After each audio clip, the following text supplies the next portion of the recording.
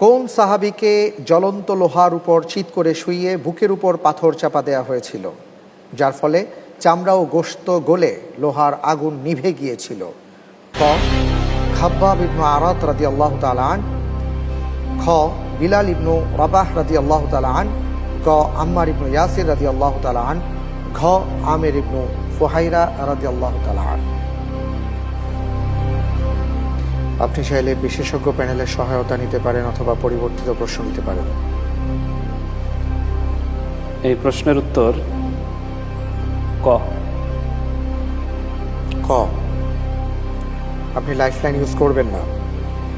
হচ্ছে না।